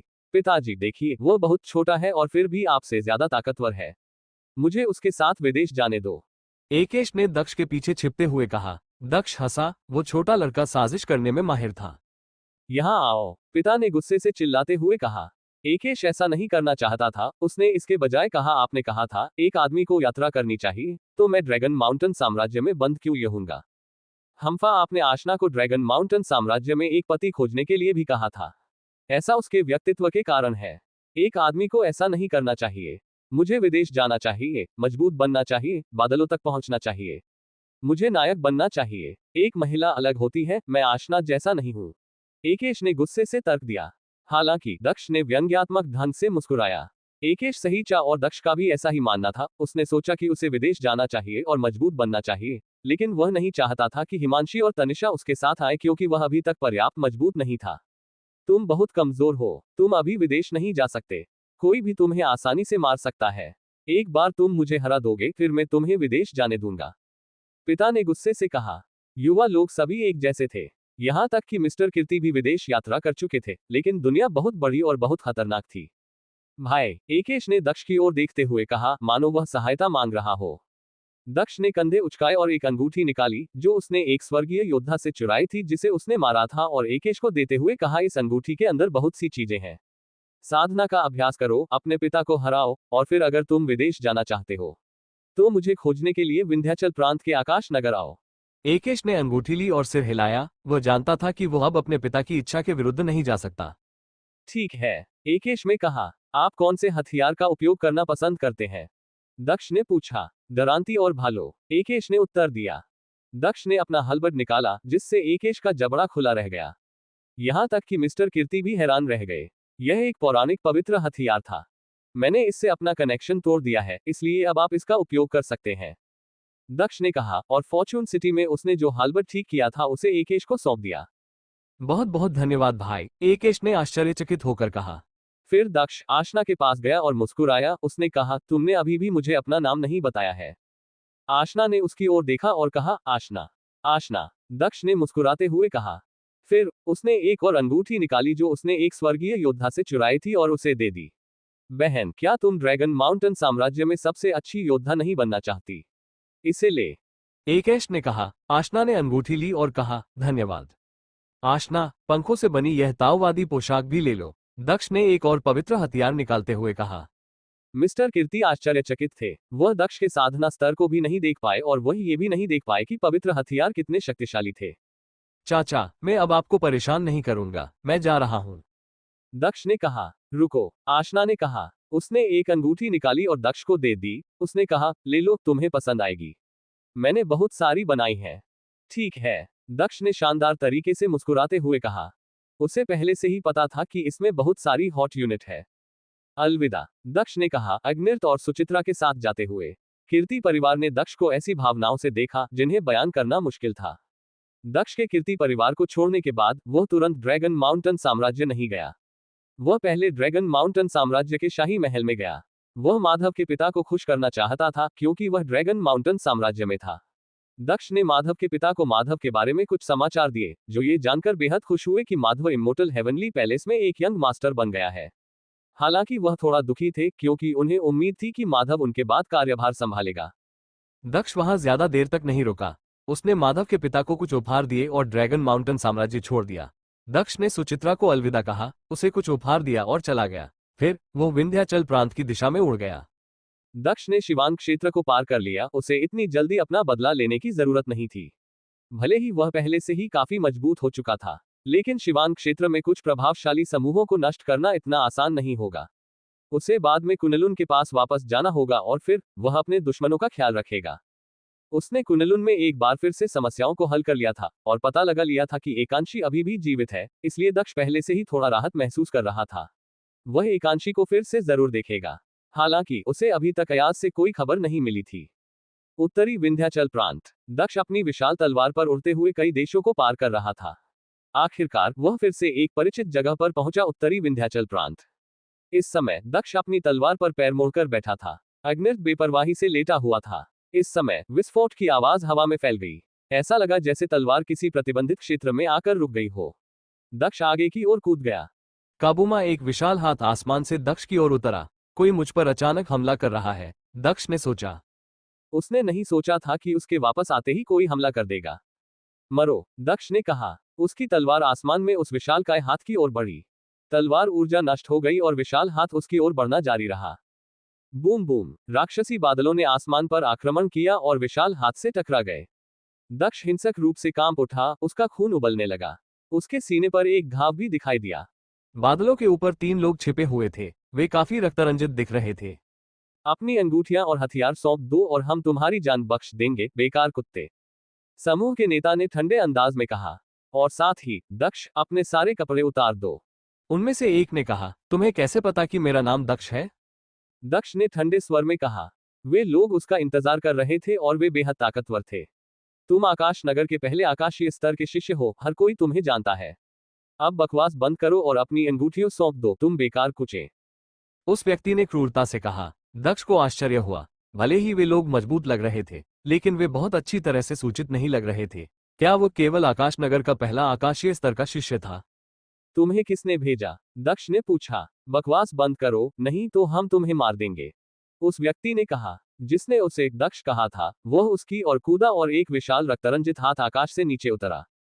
बाहर आओ, दक्ष ने कहा। दक्ष ने अपनी सेलेस्टियल स्टार तलवार जारी की। जाहिर है कि वे सिर्फ उसकी अंगूठियों और कपड़े नहीं चाहते थे, ये केवल एक बहाना था। ले से रिटा, दक्ष ने कहा। दक्ष ने अपने वीरांगना हमले का इस्तेमाल किया और आने वाले हमले में एक बड़ा छेद काट दिया। तुम कमजोर नहीं हो, छोटे लड़के, लेकिन तुमने विंध्याचल के उत्तरी भाग से 3 अविश्वसनीय हत्यारों पर हमला करने की हिम्मत की, इसलिए तुम मर जाओगे, उस व्यक्ति ने कहा। उसकी रक्त गूढ़ ऊर्जा भयानक थी। वह तलवार की ऊर्जाओं को नष्ट करने में कामयाब रहा था। वह 5वें स्वर्गीय स्तर तक पहुंच गया था और वह दक्ष की तरह 5 अलग अलग प्रकार की मूल ऊर्जाओं को समझता था। इसके अलावा उसके बगल में खड़े 2 योद्धा भी नेता से ज्यादा कमजोर नहीं लग रहे थे। इधर अग्नित ने कुछ नहीं किया, बल्कि वह उत्साहित दिख रहा था। उसके विचार में दक्ष अभी भी सीख रहा था और मजबूत बनने के लिए उसे उन लोगों से लड़ना होगा जो उससे ज्यादा मजबूत थे। निर्वाण शून्य विनाशा, दक्ष ने अपनी तलवार तकनीक में 3 अलग अलग प्रकार की गूढ़ ऊर्जाओं को संघनित करते हुए कहा। उसके हमले ने उस विशाल रक्तरंजित हाथ को दबा दिया जिसमें पहले से ही एक छेद था। इसी समय उसने उड़ने की कोशिश की। तुम्हें लगता है कि तुम बच सकते हो, दहाड़ता हुआ रक्त सागर, उस व्यक्ति ने चिल्लाते हुए कहा। एक पल में दक्ष को भारी मात्रा में रक्त ऊर्जा ने घेर लिया। वीरान विस्फोट, दक्ष ने कहा। दक्ष की सेलेस्टियल स्टार तलवार ने रक्त ऊर्जा पर हमला किया, जिससे वह लड़खड़ा गई। इसी समय उसने कुछ राक्षसी ऊर्जा जारी की जो आसमान में फैल गई। अपनी राक्षसी ऊर्जाओं के साथ दक्ष के पास 9वें आकाशीय स्तर की ताकत नहीं थी, बल्कि दूसरे स्वर्गीय स्तर की थी। दिव्य राक्षसी क्षेत्र, दक्ष ने कहा। धरती और आसमान पर राक्षसी बारिश होने से आसमान काला हो गया। हाँ हाँ, तुम भी राक्षसी साधना करते हो। दिलचस्प बात यह है कि तुम्हारे राक्षसी कौशल बहुत शक्तिशाली है, मैं तुम्हें हराने के बाद अमीर बन जाऊंगा। दुश्मन ने जोर से हंसते हुए कहा। तभी दक्ष के सामने एक खूनी हाथ प्रकट हुआ। इतना खूनी और भयावह दिखने के लिए इसका उपयोग करने वाले योद्धा ने लाखों लोगों को मार डाला होगा। मैं तुम्हें दिखाऊंगा कि कसाई वास्तव में क्या होता है, दुश्मन ने कहा। दक्ष का खून मुश्किल से बह पा रहा था, उसकी शुद्ध ऊर्जा पत्थर की तरह लग रही थी। दुश्मन की रक्तरंजित गूढ़ ऊर्जा उसके खून को प्रभावित करने लगी थी। रक्त विस्फोट, दुश्मन ने गुस्से से चिल्लाते हुए कहा। दक्ष को ऐसा महसूस हुआ जैसे आग पर सॉसेज रखा हो, दबाव के कारण उसका चेहरा बेहद लाल हो गया था। योद्धाओं को अपनी गूढ़ ऊर्जा को पूर्ण क्षमता पर प्रयोग करने के लिए उसे समतल करने की आवश्यकता थी। दूर हो जाओ, दक्ष ने चिल्लाते हुए कहा। दिव्य राक्षसी क्षेत्र के अंदर शून्य क्षेत्र ऊर्जाएं प्रकट हुई और दक्ष अचानक गायब हो गया। बाहर आओ, चिल्लाते हुए दुश्मन ने खूनी मुके से उस जगह पर बमबारी की। ये जानता था कि दक्ष छिपने के लिए हथियार का इस्तेमाल कर रहा था। मर जाओ, दक्ष ने गुस्से से चिल्लाते हुए कहा और उसने और भी राक्षसी इरादे छोड़े, जिसमें तलवार ऊर्जा शामिल थी। दक्ष अपने दुश्मन के शरीर में अनगिनत मात्रा में तलवार ऊर्जा घुसाकर फिर से प्रकट हुआ। आहा, उस व्यक्ति का चेहरा खून के छींटों के साथ मौत की तरह पीला पड़ गया, लेकिन दर्द में चिल्लाते हुए उसने फिर से खूनी हाथ का हमला भी छोड़ा। रक्त अभिशाप, दक्ष ने चिल्लाते हुए अपना शाप देने वाला राजदंड निकाला। उसने जल्दी से दुश्मन के खून को शाप दिया और बाद में एक भयानक चीख निकली। वो फिर से गायब हो गया और 10 मीटर दूर फिर से प्रकट हुआ। वो ऐसा करने के लिए एक अद्वितीय पवित्र हथियार का उपयोग कर रहा था, क्षणा शून्य क्षेत्र वस्त्र। खांसी, हालांकि दक्ष घायल हो गया था, उसे खून की खांसी हुई, लेकिन फिर भी वह अपने दुश्मन का सामना करते हुए दृढ़ निश्चयी दिख रहा था। भयानक शाप शक्ति ने वातावरण को घेर लिया था। अद्वितीय पवित्र हथियार का उपयोग करते हुए उसके दुश्मन का खून वास्तव में जंग खा रहा था। मेरी मदद करो, योद्धा ने गुस्से से चिल्लाते हुए कहा। उसने राक्षसी क्षेत्र से बाहर निकलने की कोशिश की, हालांकि दक्ष ने उसे जाने नहीं दिया। उसने अपनी मूनविल चपलता तकनीक का इस्तेमाल किया और जल्दी से उसे पकड़ लिया। अराजक ईश्वरीय अभिशापा, दक्ष ने कहा। उसने अपना राजदंड हिलाया और दुश्मन का दिल गलने लगा। उसने जल्दी ही अपना दृढ़ संकल्प खो दिया, उसके विचार अस्त व्यस्त हो गए। शाप देने वाली ऊर्जाएं बहुत शक्तिशाली थी। बूम बूमा, कोई ऊपर से राक्षसी क्षेत्र पर हमला कर रहा था। वे अपने दोस्त की मदद करना चाहते थे, हालांकि दक्ष उन्हें कोई मौका नहीं देने वाला था। वह आगे बढ़ा और अपनी सेलेस्टियल स्टार तलवार से हमला किया। उसका दुश्मन पहले से ही शाप देने वाली ऊर्जाओं से दोगुनी तेजी से क्षत विक्षत हो रहा था, इसलिए दक्ष को उसकी ज्यादा चिंता नहीं थी। सेलेस्टियल स्टार तलवार आसमान में फैल गई और दुश्मन का खून अचानक बाहर की ओर फूट पड़ा। वह मर चुका था। काबूम, राक्षसी क्षेत्र अंततः नष्ट हो गया। दक्ष फिर से अपने दुश्मनों को दिखाई देने लगा, हालांकि उनमें से एक पहले ही मर चुका था। 5वें स्वर्गीय स्तर के एक योद्धा को 9वें आकाशीय स्तर के एक योद्धा द्वारा मार दिया गया था। क्या वह वास्तव में आकाश नगर से पहला आकाशीय स्तर का योद्धा है? नेता ने भयभीत होकर सोचा। क्या वह वास्तव में आकाश नगर से पहला आकाशीय स्तर का योद्धा है? नेता ने भयभीत होकर सोचा। वे लोग जीवन भर लोगों से चोरी करते रहे थे और उन्होंने हमेशा कमजोर शिकार चुने थे। कुछ समय पहले किसी ने उन्हें दक्ष को मारने के लिए कहा था। जब उन्हें पता चला कि पीड़ित केवल आकाशीय स्तर तक ही पहुंचा था और बहुत अमीर था, तो वे झिझक गए। क्या ऐसा संभव था? लेकिन जब उन्हें ये काम सौंपा गया था तो उन्होंने बताया कि ये दक्ष है, आकाश नगर से पहला आकाशीय स्तर का शिष्य, तो वे तुरंत समझ गए कि वह इतना अमीर क्यों होगा। ऐसे लोगों को मारने के लिए भाड़े के सैनिकों की तलाश करना बिल्कुल सामान्य बात थी, क्योंकि ऐसा करने के पीछे राजनीति थी। दुर्भाग्य से उन भाड़े के सैनिकों को बाहरी दुनिया के बारे में अच्छी तरह से पता नहीं था। उन्हें नहीं पता था कि दक्ष ने पहले ही स्वर्गीय योद्धाओं को मार डाला था, अन्यथा वे ऐसा करने के लिए सहमत नहीं होते। उसने ये कैसे किया? 2 अन्य योद्धाओं ने आश्चर्य व्यक्त करते हुए कहा। दक्ष ने पहले ही अपना शाप देने वाला राजदंड छिपा दिया था, क्योंकि वह किसी और को यह नहीं दिखा सकता था कि वह एक काला जादूगर भी है। दूर एक पर्वत श्रृंखला थी, जिस पर 2 आकृतियां खड़ी थीं। उनके सामने एक युवक खड़ा था जिसकी आंखें चमक रही थी और उसका वस्त्र हवा में लहरा रहा था। ऐसा लग रहा था जैसे वह शून्य क्षेत्र को देख सकता है, शून्य क्षेत्र की आंखें। उसके पीछे एक बूढ़ा आदमी था। हालांकि वह वहां शांति से खड़ा था, वह स्वर्गीय स्तर के शीर्ष पर एक असाधारण योद्धा था। बेकार का कचरा, युवक ने कहा। यंग मास्टर, विंध्याचल के उत्तरी भाग में हमारे पास इतने लोग नहीं हैं। कम से कम ये प्रभावशाली शाही समूहों के कुछ योद्धाओं जितने मजबूत तो नहीं हो सकते। सौभाग्य से वहां 6वें स्वर्गीय स्तर का एक योद्धा है। अगर वह हमला करता है तो दक्ष को सम्राट जितेंद्र की तलवार का इस्तेमाल करने के लिए मजबूर होना पड़ेगा। बूढ़े व्यक्ति ने कहा। बूढ़े व्यक्ति के पास भी शून्य क्षेत्र की दृष्टि थी और वह आसानी से देख सकता था कि क्या हो रहा था। मेरा लक्ष्य उसे सम्राट जितेंद्र की तलवार का इस्तेमाल करवाना है। युवक ने कहा। उसने बूढ़े आदमी की तरफ देखा और कहा, मुझे लगता है कि वह इसे अपनी इच्छानुसार इस्तेमाल नहीं कर सकता। बूढ़े आदमी ने कुछ देर विचारमग्न होकर कहा, तुम्हारा मतलब यह है कि हर कोई जानता है कि दक्ष ने सम्राट जितेंद्र की तलवार का इस्तेमाल 3 बार पहले ही किया है। हर बार जब वह इसका इस्तेमाल करता है तो वह एक गंभीर स्थिति में होता है। अन्य कठिन परिस्थितियों के दौरान वह अक्सर जियान के मजबूत योद्धाओं से मदद मांगता है। अगर वह सम्राट जितेंद्र की तलवार का इस्तेमाल अपनी इच्छानुसार कर सकता था तो वह हर बार इसे अंतिम उपाय के रूप में क्यों इस्तेमाल करेगा। भले ही वह इसे लापरवाही से इस्तेमाल नहीं करना चाहता था और इसका इस्तेमाल केवल तभी करना चाहता था जब उसका सामना मजबूत योद्धाओं से हो, फिर भी वह जियान के मजबूत योद्धाओं से मदद क्यों मांगेगा। उस युवक ने कहा। इधर दक्ष को नहीं पता था कि वे लोग उसे दूर से देखने के लिए अपने शून्य क्षेत्र की दृष्टि का उपयोग कर रहे थे। प्रभावशाली शाही समूहों के पास चीजों को संभालने के विभिन्न तरीके थे और शून्य क्षेत्र की दृष्टि ऐसी चीज नहीं थी जिस पर वह ध्यान दे रहा था। तुम उस पर सीधे हमला करो और मैं अपनी ईश्वरीय चेतना का उपयोग करके उसकी ईश्वरीय चेतना पर हमला करूंगा। नेता ने दूसरे से कहा। वे भाड़े के सैनिक थे, इसलिए वे सतर्क और मजबूत थे। दक्ष ने पहले ही उनके दोस्त को मार दिया था, इसलिए वे उसे कम नहीं आंक सकते थे। ठीक है, दूसरे ने सिर हिलाते हुए कहा। उसका खून खोलने लगा। बहुत जल्दी एक तूफान उसके शरीर के चारों ओर उभरा और उसे घेर लिया। यह एक वायु मार्शल स्पिरिट है जो ब्लड मार्शल स्पिरिट में बदल गई है, जो वायु की गूढ़ ऊर्जा से भरा तूफान बनने में सक्षम है। यही एकमात्र स्पष्टीकरण है, दक्ष ने अनुमान लगाया। स्लैश स्लैश भयानक तूफान दक्ष की ओर बढ़ा। उसने अपने रास्ते में आने वाली हर चीज को तहस नहस कर दिया। दक्ष ने भी हवा की गूढ़ ऊर्जाओं को छोड़ा और अपनी चपलता तकनीक का इस्तेमाल किया। उसने हवा को विचलित करने के लिए कुछ तलवार के हमले किए, लेकिन तूफान बहुत तेज था। इसने तलवार की ऊर्जाओं को कमजोर कर दिया और अंत में उन्हें नष्ट कर दिया। मरो, दूसरे शक्तिशाली योद्धा ने चिल्लाकर कहा। उसने अपनी ईश्वरीय चेतना को मुक्त किया और दक्ष की ईश्वरीय चेतना पर हमला किया। चे दोनों अकेले ही कबूत हैं, जब वे अपने हमलों को मिलाते हैं तो इसकी तो बात ही क्या। दक्ष ने सोचा। दक्ष को पीछे धकेला जा रहा था। वह सही था, उनमें से एक ने चौथे स्वर्गीय स्तर को तोड़ दिया था और उस पर हमला करने के लिए 3 अलग अलग प्रकार की गूढ़ ऊर्जा को नियंत्रित किया था। अगर दक्ष 2 पवित्र हथियारों का उपयोग नहीं करता तो वह दूसरे को पहले नहीं मार सकता था। ईश्वरीय जागरूकता महल, दक्ष ने कहा। दक्ष ने जल्दी से अपने ईश्वरीय जागरूकता महल के साथ उसकी ईश्वरीय जागरूकता को सील कर दिया। दूसरी ईश्वरीय जागरूकता ने उसके ईश्वरीय जागरूकता महल पर हमला किया और ऐसा लग रहा था कि यह किसी भी क्षण टूट जाएगा। दक्ष की आत्मा हिंसक रूप से कांप रही थी। इसी समय दक्ष पर एक और तूफान फेंका गया। उसे फिर से पीछे की ओर धकेल दिया गया। तलवार ऊर्जा सीटी बजा रही थी। अगर वे इसी तरह मुझ पर हमला करते रहे तो मैं मर जाऊंगा। दक्ष ने सोचा। वो तूफान को नष्ट नहीं कर सकता था और वह भाग भी नहीं सकता था। तूफान के हमले बहुत शक्तिशाली थे, इसलिए उसे लगातार खुद का बचाव करना पड़ा। ईश्वरीय जागरूकता के हमले भी भयानक थे। अगर वो बहुत लापरवाह होता तो वो तुरंत इससे मर जाता।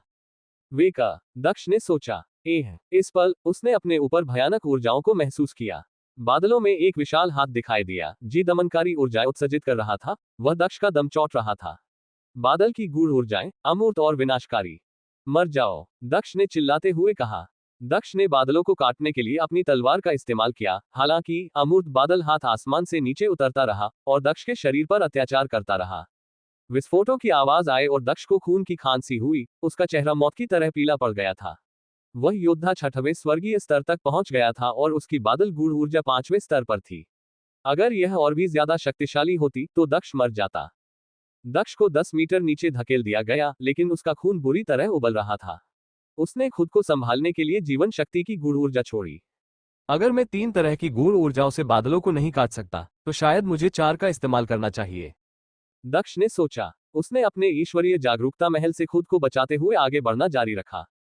उसके दुश्मन उसे आराम करने का कोई समय नहीं देना चाहते थे। वे दक्ष से तेज थे। दक्ष भाग्यशाली था कि उसने सूनविल चपलता तकनीक का अभ्यास किया था और इसे शून्य क्षेत्र चपलता तकनीक और हवा की गूढ़ ऊर्जा के साथ मिला सकता था। मेरी मार्शल स्पिरिट एक अंधकार में मार्शल स्पिरिट है। मैं अंधकार में अधिक शक्तिशाली हूँ। दक्ष ने सोचा। उसकी आंखें काली और बर्फ जैसी ठंडी हो गई। दक्ष हवा पर ध्यान केंद्रित कर रहा था। उसके आसपास का स्थान शांत होता दिख रहा था। हालांकि वह वास्तव में अभी भी उन सभी अराजक ऊर्जाओं के बीच में था। हवा मति के अलावा तेज, विनाशकारी होती है और चीजों को लपेट सकती है। दक्ष ने तूफान का अध्ययन करते हुए सोचा, चाहे मैं किसी भी तलवार तकनीक का उपयोग करूं, मैं हवा को नहीं काट सकता क्योंकि यह मेरी तलवार की ऊर्जा को अवशोषित कर लेती है।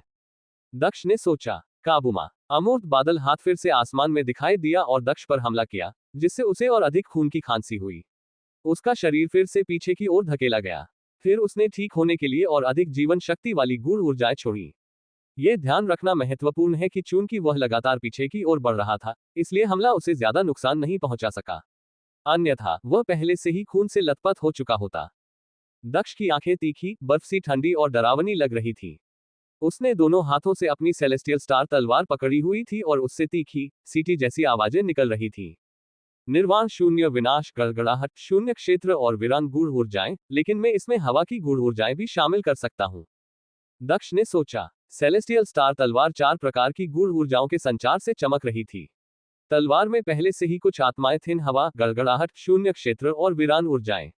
इसलिए उन्हें एक साथ संघनित करना थोड़ा आसान था। Slash slash. एक भयानक हवा ने फिर से दक्ष को घेर लिया, हालांकि इस बार दक्ष बच नहीं पाया। उसकी काली काली आंखों ने उसे पागल जैसा बना दिया क्योंकि उसने अपनी सेलेस्टियल स्टार तलवार से तूफान की ओर इशारा किया। तलवार खुद भी एक तूफान में बदल गई थी। तूफान ने दक्ष के कपड़े फाड़ दिए और उसके कवच को उतार दिया। तूफान के अंदर रहते हुए भी दक्ष अपनी काली आंखों से सब कुछ देख सकता था।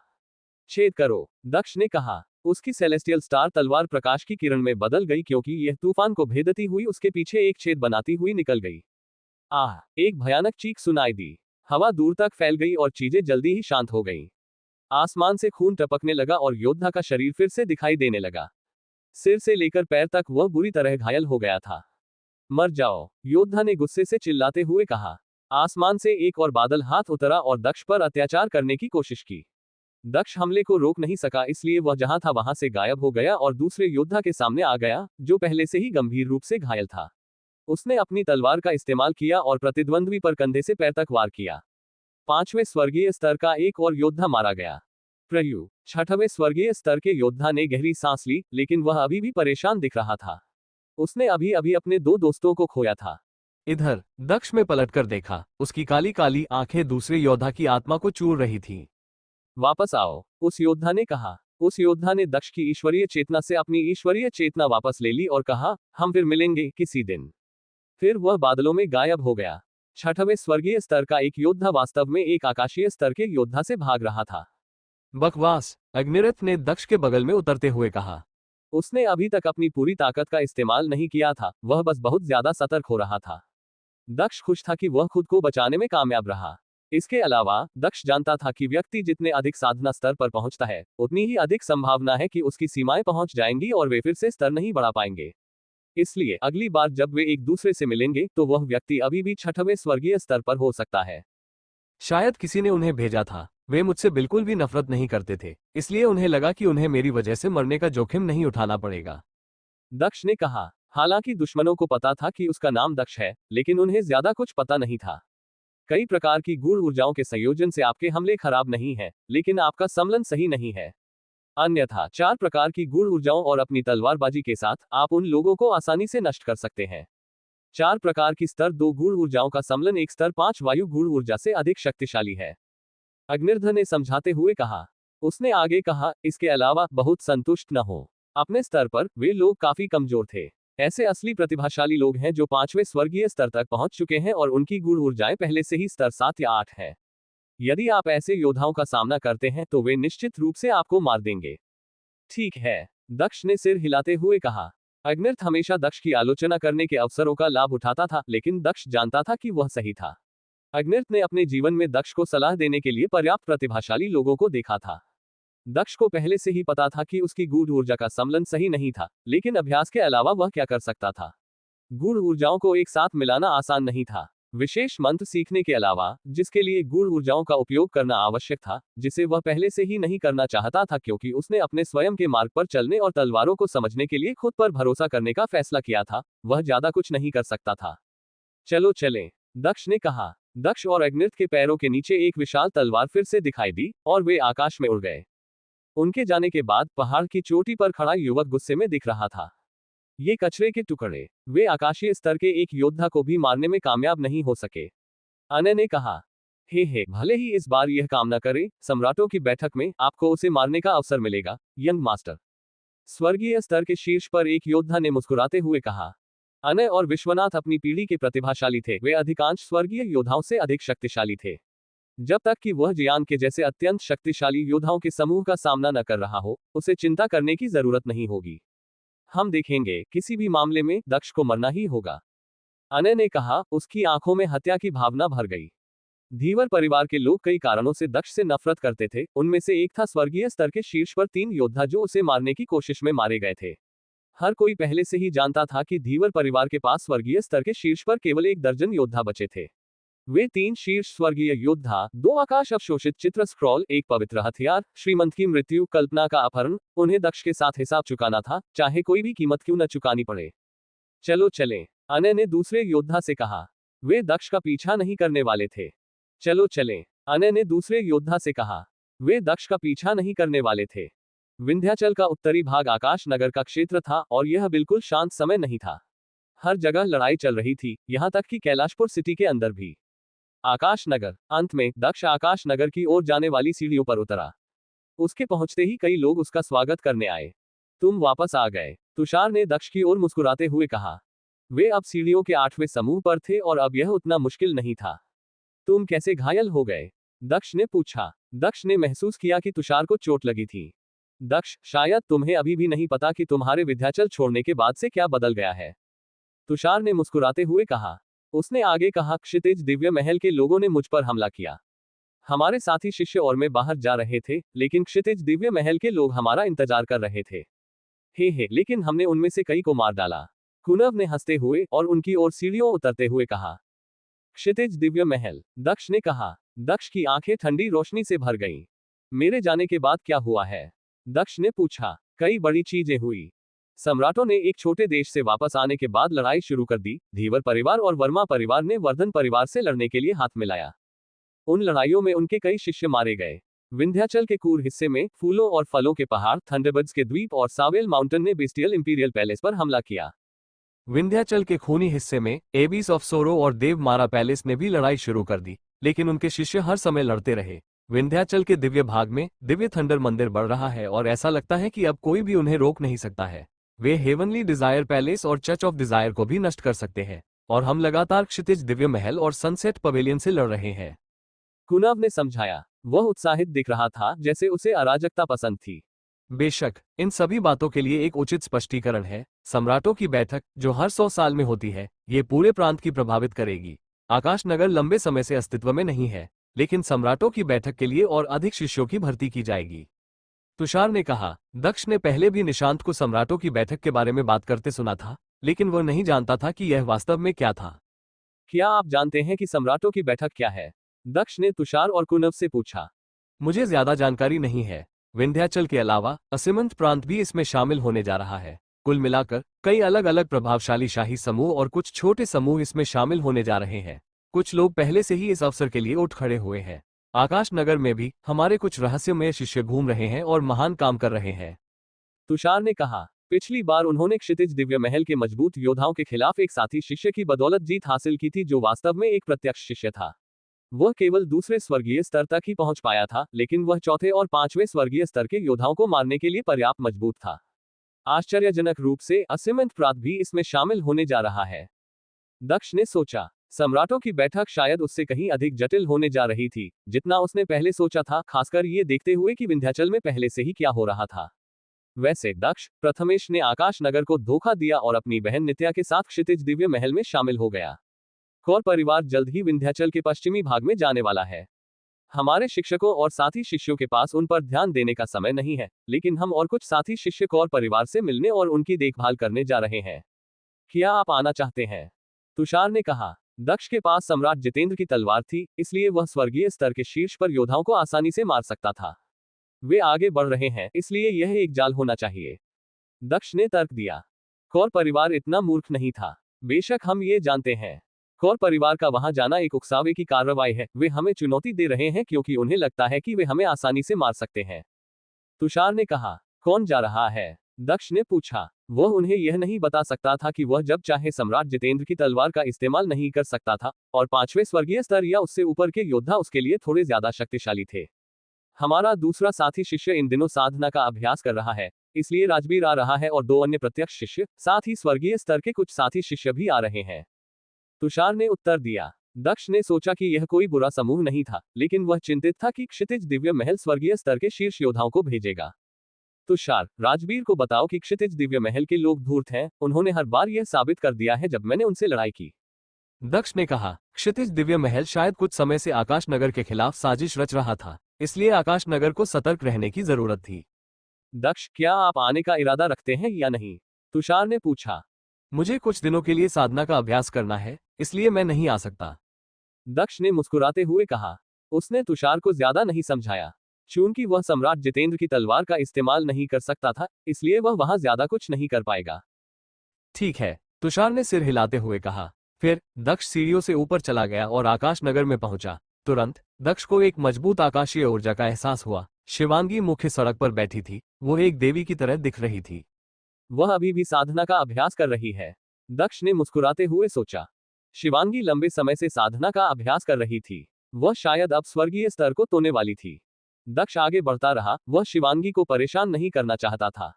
स्वर्गीय स्तर की ताकत के साथ शिवांगी शायद कुछ मध्यम स्तर के स्वर्गीय योद्धाओं को धमकी देगी। दक्ष धुंध के सामने पहुंचा। पहले वो धुंध के पार कुछ नहीं देख पाता था। फिर दक्ष ने धुंध को पार किया। अग्निर्त ने बेपरवाह होकर लेटने का फैसला किया। धुंध को पार करने के बाद दक्ष ने एक छाया देखी, जो उसकी अपनी छाया थी। हालांकि इस बार वह बहुत अधिक शक्तिशाली थी, वह जानता था कि बल को कैसे नियंत्रित किया जाए। लेकिन दक्ष अब वो दक्ष नहीं रहा जो वो पहले हुआ करता था। वो चलता रहा और अपने सामने से गुजरा। बल ने उस पर अत्याचार किया, लेकिन उसका अपना भी वैसा ही था। जमीन थोड़ी हिल रही थी और उसका खून खौलने लगा था। उसने एक कदम आगे बढ़ाया और दक्ष की शक्ति से 10 गुना अधिक शक्तिशाली एक शक्ति उस पर टूट पड़ी। दक्ष ने कहा। दक्ष ने अपनी तलवार ऊर्जा से उस पर हमला किया। उसकी तलवार के हमलों में अब कई तरह की गूढ़ ऊर्जाएं समाहित थीं। उसके प्रतिबिंब ने भी हमला किया, लेकिन दक्ष ने तुरंत उस हमले को नष्ट कर दिया। तुरंत धुंध छूट गई। वह सफल हो गया था। अगर मैं शुद्ध शक्ति का उपयोग करता तो मैं अपने आप से नहीं जीत पाता, जिसके हमले 10 गुना ज्यादा शक्तिशाली है। लेकिन गूढ़ ऊर्जा का उपयोग करके मैं आसानी से सफल हो गया। दक्ष ने फुसफुसाया। उसके सामने सड़क और इमारतें और भी स्पष्ट हो गई, लेकिन कुछ धुंधली बनी रही। दक्ष चलता रहा, लेकिन धुंध फिर से दिखाई दी और दूसरा दक्ष उसका इंतजार कर रहा था। क्या हो रहा था? उसने एक बार खुद को हरा दिया था, तो दूसरा दक्ष क्यों दिखाई दिया? दक्ष ने सोचा। धूम! दक्ष ने तुरंत ऊर्जा जारी की और तलवार ऊर्जा का उपयोग करके अपने प्रतिबिंब पर हमला किया। काबूमा! उसके प्रतिबिंब ने भी हमला किया और जमीन हिल गई। दक्ष ने महसूस किया कि उसका खून और भी ज्यादा उबल रहा था, इसलिए इस बार उसने एक कदम उठाया और लगभग खून खांसने लगा। दक्ष ने अपना सिर उठाया और पृथ्वी और आकाश से आने वाले बल को देखा। क्या मैं ऐसा कर सकता हूं? दक्ष ने सोचा। आखिर यह शक्ति कहां से आई? एक क्षण पहले उसके प्रतिबिंब की शक्ति उसकी अपनी शक्ति से 10 गुना ज्यादा थी, अब यह उससे 80 गुना ज्यादा है। अगर मैं अपनी वर्तमान शक्ति से 100 गुना अधिक शक्ति उधार ले पाता, तो मुझे कौशल या तकनीक की भी आवश्यकता नहीं होती। मैं चौथे स्वर्गीय स्तर के योद्धाओं को ऐसे मार सकता था जैसे वे सामान्य लोग हों। दक्ष ने सोचा। जब उसने 2 तरह की गूढ़ ऊर्जाओं को संघनित किया तो उसके हमले करीब 5 गुना ज्यादा शक्तिशाली हो गए। 3 तरह की गूढ़ ऊर्जाओं के साथ 10 गुना ज्यादा। सैद्धांतिक रूप से वह अपनी ताकत को 25 गुना तक बढ़ा सकता था, लेकिन इसे साकार करना बेहद जटिल था। 2 तरह की गूढ़ ऊर्जाओं को एक साथ ठीक से संघनित करना पहले से ही मुश्किल था, इसलिए वास्तव में वह अपने हमलों की शक्ति को केवल 20 या उससे ज्यादा ही बढ़ा सकता था। अगर वह 4 तरह की गूढ़ ऊर्जाओं को ठीक से संघनित करने में कामयाब हो जाता, तो उसके हमलों की शक्ति 25 गुना बढ़ सकती थी, लेकिन वास्तव में दक्ष के असली हमले अपने सबसे अच्छे रूप में भी केवल 60 या 70 गुना ही बढ़ पाते थे। इसका मतलब यह था कि अपनी सेलेस्टियल स्टार तलवार और 4 प्रकार की गूढ़ ऊर्जाओं के साथ भी दक्ष के हमलों की शक्ति 100 गुना भी नहीं बढ़ पाती थी, जब तक कि उसकी गूढ़ ऊर्जाएं एक साथ पूरी तरह से मिश्रित न हो जाएं। मर जाओ, दक्ष ने कहा। दक्ष अदम्य इच्छाशक्ति से भरा हुआ था, क्योंकि उसने विनाशकारी तलवार ऊर्जा को 4 अलग अलग प्रकार की गूढ़ ऊर्जाओं के साथ संघनित किया और अपने क्लोन पर हमला किया। दक्ष ने उस हमले का नाम रखा था वायु मृत्यु। हालांकि उसके दूसरे प्रतिबिंब ने भी हमला किया और एक मुख का हमला किया। ऊर्जा आसमान में उठी और ऊर्जा का प्रत्येक धागा दक्ष के सामान्य हमलों की तुलना में 100 गुना अधिक शक्तिशाली था। उसकी तलवार ऊर्जा तुरंत मुके से नष्ट हो गई। इसी समय दक्ष हिंसक रूप से हिल गया। जब तक मैं एक और तरह की गूढ़ ऊर्जा नहीं जोड़ता, मैं भ्रम को हरा नहीं पाऊंगा। दक्ष फुसफुसाया। सीढ़ियों की उड़ान में एक ऐसी शक्ति थी जो उसकी अपनी शक्ति से 10 गुना अधिक शक्तिशाली थी, लेकिन अब वह एक भ्रम का सामना कर रहा था जिसकी शक्ति उसकी अपनी शक्ति से 100 गुना अधिक शक्तिशाली थी। अगर वह सफल हो जाता तो क्या वह फिर खुद के भ्रम का सामना करता जिसकी शक्ति उससे 1000 गुना अधिक होती। दक्ष ने राक्षसी ऊर्जा के साथ अपने तलवार के हमलों के विभिन्न रूपों का उपयोग करने की कोशिश की ताकि हमलों को बेहतर बनाया जा सके। अग्निर्थ ने दक्ष की ओर देखा और सोचा, आकाश नगर के सम्राटों ने अपने शिष्यों के अभ्यास के लिए इस तरह के व्यायाम बनाने के लिए अपना दिमाग लगाया। उन्होंने आत्मज्ञान शक्ति का इस्तेमाल किया, बुरा नहीं है। 10 दिन बाद दक्ष ने समय बीतने पर ध्यान नहीं दिया। उसने 10 दिनों तक खुद से लड़ाई की। उस 10वें दिन कई लोग आकाश नगर में पहुंचे। समूह का नेता स्वर्गीय स्तर के शिष्यों में सबसे अच्छा था जो प्रत्यक्ष शिष्य बन गया था। उसकी आंखें लाल थी और वह गुस्से में दिख रहा था। राजवीर अन्य शाही साधना शिष्यों से घिरा हुआ था जो उतने ही क्रूर और विभत्स दिख रहे थे। वहां मौजूद सभी आकाशीय स्तर के योद्धाओं ने कम से कम एक हाथ खो दिया था, जिसका मतलब था कि हर जगह खून टपक रहा था। क्या चल रहा है भाई? राजवीर बौद्ध भिक्षु जहान ने पूछा। क्षितिज दिव्य महल, उनके पास वास्तव में धूर्त तरीके हैं, तुषार ने कहा। राजवीर बौद्ध भिक्षु जहान ने कहा। उन्होंने आगे कहा, क्या हुआ? क्या तुम शून्य क्षेत्र नाव लेकर आए हो? भाई, कौर परिवार और क्षितिज दिव्य महल ने हम पर हमला करने के लिए हाथ मिला लिया। कौर परिवार का इरादा बिल्कुल भी आगे बढ़ने का नहीं था। जब हम उनके परिवार में गए तो हमारे चारों ओर अचानक घेरा बंद हो गया। क्षितिज दिव्य महल और कौर परिवार के स्वर्गीय योद्धाओं ने हाथ मिला लिया और हमारे स्वर्गीय योद्धाओं को मारना शुरू कर दिया। उन्होंने आकाशीय स्तर के किसी भी योद्धा को नहीं मारा, उन्होंने सिर्फ उनके हाथ काट दिए। जब मैं शून्य क्षेत्र से बाहर निकला तो ये पहले से ही इस बिंदु पर था। राजवीर ने कहा। भाई, आकाश नगर के अंदर गद्दार जरूर होंगे, तुषार ने कहा। क्षितिज दिव्य महल और कौर परिवार चाहते थे कि आकाश नगर खुद ही ढह जाए। गद्दार? बौद्ध भिक्षु जहान ने कहा। उसने कहा, क्या क्षितिज दिव्य महल और कौर परिवार के लोग चले गए हैं? नहीं, उन्होंने ऐसा नहीं किया। जब हम चले गए तो उन्होंने कहा कि वे आकाश नगर के वापस आने का इंतजार करेंगे, फिर वे हमारे सभी स्वर्गीय योद्धाओं को मार देंगे और हमारे सभी आकाशीय स्तर के योद्धाओं की भुजाएं काट देंगे। मुझे नहीं लगता कि उन्होंने अभी तक अपने सबसे अच्छे योद्धाओं को भेजा है। क्षितिज दिव्य महल के पास पृष्ठभूमि में और भी मजबूत योद्धा होने चाहिए, राजवीर ने कहा। तुषार की बात सुनकर जहान एक पल के लिए चुप हो गया। आकाश नगर में सभी शाही साधना शिष्यों को नियंत्रित करना मुश्किल था। अतीत में गद्दार कोई समस्या नहीं थे क्योंकि विभिन्न प्रभावशाली शाही समूहों के बीच तनाव उतना बुरा नहीं था, इसलिए गद्दार व्यर्थ थे। लेकिन अब स्थिति अलग थी। विंध्याचल में हर जगह लड़ाइयां हो रही थी, यहां तक कि बड़े पुत भी हो रहे थे। क्षितिज दिव्य महल ने शायद पिछली बार कुछ लोगों को आकाश नगर की भर्ती प्रक्रिया में भाग लेने के लिए भेजा था। ऐसा लगता है कि क्षितिज दिव्य महल वास्तव में इस बार सम्राटों की बैठक की तैयारी करते हुए आकाश नगर को नष्ट करना चाहता है। जहान ने सोचा, क्षितिज दिव्य महल अब कौर परिवार के क्षेत्र पर कब्जा कर रहा था, इस प्रकार अपने ही क्षेत्र में आकाश नगर को उकसा रहा था। बेशक जहान जानता था कि क्षितिज दिव्य महल एक शक्तिशाली समूह था। वे हजारों सालों से अस्तित्व में थे, इसलिए जाहिर है कि उनके पास बहुत सारे मजबूत योद्धा होने चाहिए, यहां तक कि स्वर्गीय स्तर के शीर्ष योद्धा भी। आकाश नगर के पास स्वर्गीय स्तर के शीर्ष पर केवल 2 योद्धा थे, निशांत और एक अन्य शिष्य, लेकिन उनका दूसरा साथी शिष्य भी स्वर्गीय स्तर के शीर्ष पर पहुंचने वाला था। 10 साल बाद आकाश नगर शायद बहुत अधिक शक्तिशाली हो जाएगा, लेकिन इसका मतलब यह है कि वह इतनी दूर तक पहुंच गया है।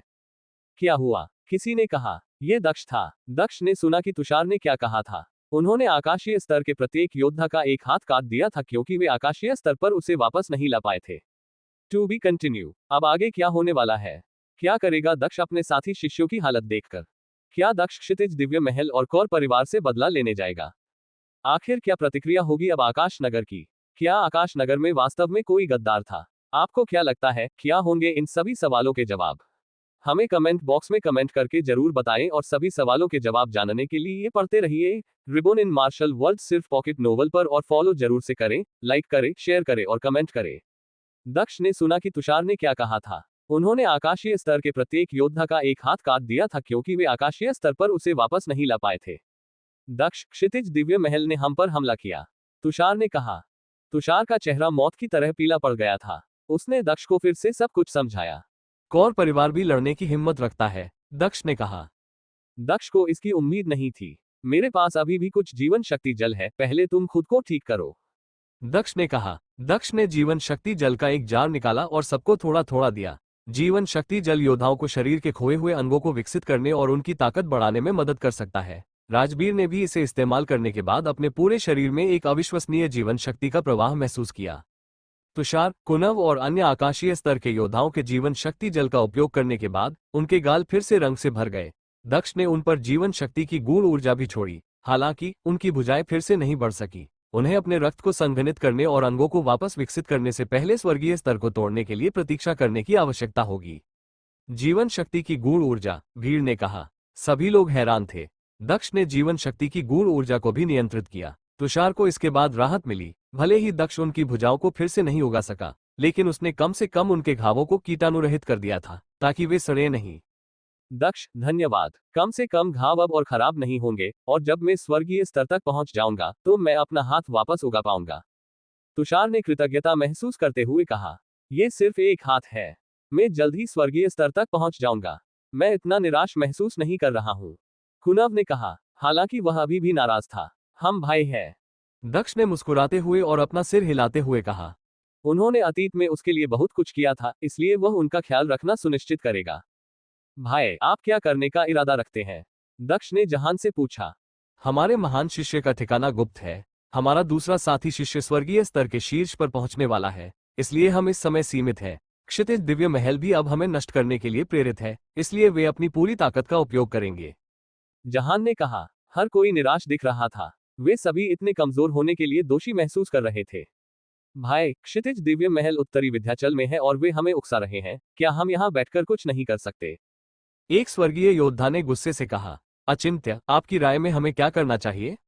जहान ने उस स्वर्गीय योद्धा से पूछा, क्या हम अपने महान साथी शिष्य से संपर्क नहीं कर सकते?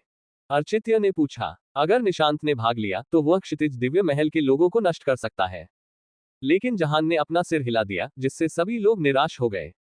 इसके अलावा हम अपने दूसरे शिष्य की साधना में बाधा डाल सकते हैं, या हम अपने सभी मजबूत योद्धाओं को इकट्ठा कर सकते हैं और कौर परिवार में जा सकते हैं। ये याद रखना महत्वपूर्ण है कि दक्ष के पास सम्राट जितेंद्र की तलवार है, इसलिए वो स्वर्गीय स्तर के शीर्ष योद्धाओं को आसानी से मार सकता है। हमें अपना बदला लेना चाहिए। अचित्य ने कहा। जहान ने सिर हिलाया और दक्ष की ओर देखा। उसने कहा, दक्ष, आप क्या सोचते हैं? आप निर्णय ले सकते हैं, मैं उसका पालन करूंगा। दक्ष ने धीमी आवाज में कहा। जहान चुप रहा और बोला, मेरा इंतजार करो, मैं ऊपर आसमान में जा रहा हूं। ये देखने के लिए कि क्या मैं हमारे दूसरे साथी शिष्य को अभ्यास करते समय बाधा नहीं डाल सकता। दक्ष, राजबीर, अचल, मेरे साथ आओ।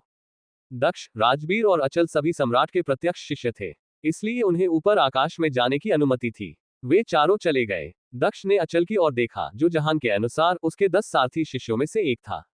अचल ने सितारों वाला वक पहना हुआ था। वह युवा और विशेष रूप से सुंदर लग रहा था। उसने दक्ष को देखा, मुस्कुराया और सिर हिलाया। उसने कहा, मैंने आपकी उपलब्धियों के बारे में सुना है, आप असाधारण लगते हैं। तुम मेरी चापलूसी कर रहे हो, भाई? दक्ष ने मुस्कुराते हुए और अपना सिर हिलाते हुए कहा। वे जल्द ही आसमान के ऊपर पहुंच गए और वे एक शांत पहाड़ पर उतरे, लेकिन ऐसा लग रहा था कि सम्राट अजिंक्य वहां नहीं थे। तुम क्या सोचते हो? जहान ने पूछा। क्या आप अचिंत्य के बारे में बात कर रहे हैं? अचल ने हल्की मुस्कान के साथ पूछा। वास्तव में, जहान ने सिर हिलाते हुए कहा। हमें पहले निशांत से पूछना होगा, फिर हम जांच कर सकते हैं कि हमारा दूसरा साथी शिष्य अभ्यास करना बंद कर सकता है या नहीं। अगर वह वास्तव में गद्दार है, तो इसका मतलब होगा कि क्षितिज दिव्य महल को केवल निशांत की चिंता है और वे हमारे दूसरे शिष्य को भी मारना चाहते हैं। अचल ने कहा। राजबीर परेशान दिख रहा था। राजबीर, क्या तुमने मुझे ये बताने के लिए टेलीपैथी का उपयोग किया कि क्षितिज दिव्य महल ने तुम्हें एक उद्देश्य के लिए रिहा किया है? जहान ने पूछा। हाँ, अन्यथा मैं वापस नहीं आ सकता था। उन्होंने मुझे केवल आकाश नगर को और अधिक क्रोधित करने के लिए आने दिया। राजबीर ने उत्तर दिया। अचिंत्य जल्दी में लग रहा है। क्या उसे चिंता नहीं है कि हम उस पर शक कर रहे हैं? जहान ने मुस्कुराते हुए पूछा। 2 संभावनाएं हैं। पहली यह कि वह देशद्रोही नहीं है, दूसरी यह कि वह देशद्रोही है और हो सकता है कि वे निशांत से डरते भी न हो, लेकिन ऐसा दिखावा करते हो।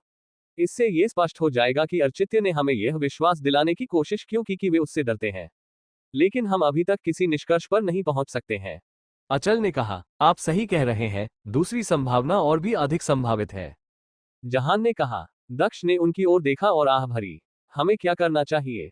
राजबीर ने उदासीनता से पूछा। अगर ये दूसरी संभावना थी, तो इसका मतलब था कि क्षितिज दिव्य महल वास्तव में आकाश नगर को नष्ट करना चाहता था।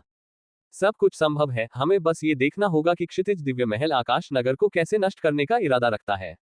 जहान ने कहा। चलो तैयार हो जाओ, ताकि कल सुबह हम कौर परिवार में जा सकें। जहान ने कहा। सभी ने सिर हिलाया और चले गए। दक्ष वापस बाहर चला गया। सभी अभी भी वहां थे, जिनमें से कई गुस्से में दिख रहे थे। तो योजना क्या है? तुषार ने दक्ष से पूछा। हम कल सुबह कौर परिवार में जा रहे हैं, दक्ष ने सभी से कहा। वे सभी क्रोधित दिख रहे थे। आकाश में एक विशाल जहाज दिखाई देने पर एक दिव्य ऊर्जा आकाश नगर पर फैल गई। यह एक अद्वितीय पवित्र हथियार था जो अविश्वसनीय गति में सक्षम था। बाद में जहाज पर आकाश नगर से 100 शक्तिशाली योद्धा थे जो कौर परिवार पर आक्रमण करने की तैयारी कर रहे थे। क्या आप सभी जानते हैं कि हम वहां मर सकते हैं? आप अभी न आने का फैसला कर सकते हैं और कोई भी आपको दोष नहीं देगा, खास तौर पर आप आकाशीय स्तर के योद्धा। जहान ने कहा। लेकिन किसी ने हार मानने का फैसला नहीं किया। जहाज पर कुछ आकाशीय स्तर के योद्धा भी थे जिनका पिछले मुकाबले में सिर्फ एक हाथ बचा था। जब जहान ने देखा कि कोई भी नहीं जा रहा है तो उसने कहा, ठीक है, चलो। फिर जहाज हवा में ऊपर उठा और कौर परिवार की दिशा में आकाश में फैल गया। विजांग सिटी। विजांग सिटी वह जगह थी जहां कौर परिवार का निवास था। बहुत से लोग वहां पहले से ही इंतजार कर रहे थे, जो हजारों मील दूर से सिर्फ आकाश नगर और क्षितिज दिव्य महल के बीच की लड़ाई देखने के लिए आए थे। पिछली बार क्षितिज दिव्य महल और कौर परिवार ने आकाश नगर से लड़ने के लिए हाथ मिलाया था, इसलिए यह अगली लड़ाई अपरिहार्य थी। वे आकाश नगर को नष्ट करना चाहते थे और कौर परिवार उनका युद्ध क्षेत्र बन गया था। विजांग सिटी के चारों ओर बादल मंडरा रहे थे और उनमें से एक रहस्यमय नाव प्रकट हुई। हम लगभग विजांग सिटी में पहुंच चुके हैं, आकाश नगर के योद्धाओं ने कहा। हर कोई घातक ऊर्जा छोड़ रहा था, जिससे एक ऐसी तस्वीर बन रही थी जो शरद ऋतु की एक वीरान शाम की तरह लग रही थी। जहान ने कहा, वहां एक पर्वत श्रृंखला है, चलो वहां चलते हैं। फिर जहाज आसमान से उतरा और उस पर्वत श्रृंखला पर उतरा। सभी लोग जहान की ओर देखने लगे। उन्हें समझ में नहीं आया कि वो उन्हें वहां क्यों रोक रहा था। सबसे पहले हमें विजांग सिटी का निरीक्षण करने के लिए किसी की जरूरत है। बाकी लोगों को यही रहना चाहिए, समझे? जहान ने कहा। हालांकि भीड़ को समझ नहीं आया, फिर भी उन्होंने सिर हिला दिया। राजबीर, तुम यहाँ जिम्मेदार हो, जहान ने राजबीर से कहा। राजबीर ने सिर हिलाया। अचल, दक्ष, आप दोनों विजांग सिटी जाएं। जहान ने अचल और दक्ष से कहा।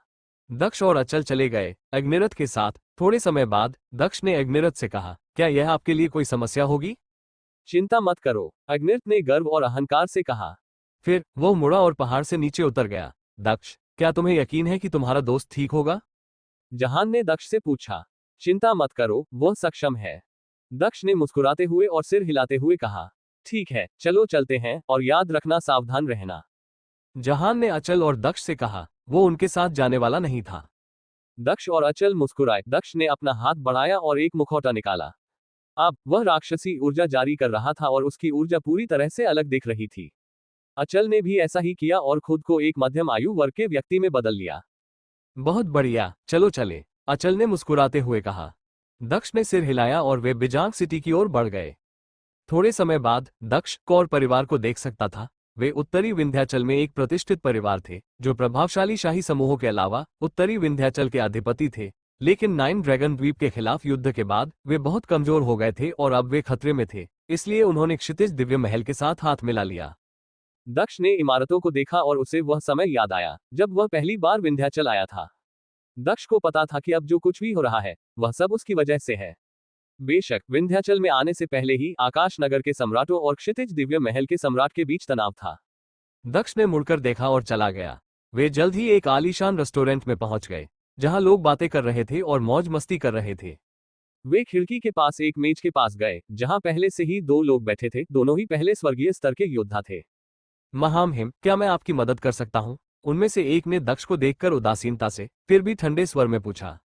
दक्ष ने कहा, हम यहीं बैठना चाहते हैं, इसलिए चले जाओ। दोनों योद्धा ठंडी मुस्कान के साथ मुस्कुराए और बोले, आपने हमें यहां से चले जाने को कहा। बूमा। दक्ष ने बिना किसी हिचकिचाहट के तुरंत उनकी दिशा में हवा में मुक्का मारा। कोशिश करो और हिम्मत करो, उस योद्धा ने चिल्लाते हुए कहा। दक्ष की मुट्ठी उस योद्धा के सिर पर लगी, खून की बौछार हुई और वो तुरंत नीचे गिर गया। दूसरा व्यक्ति खड़ा हो गया और भयभीत होकर दक्ष को देखने लगा।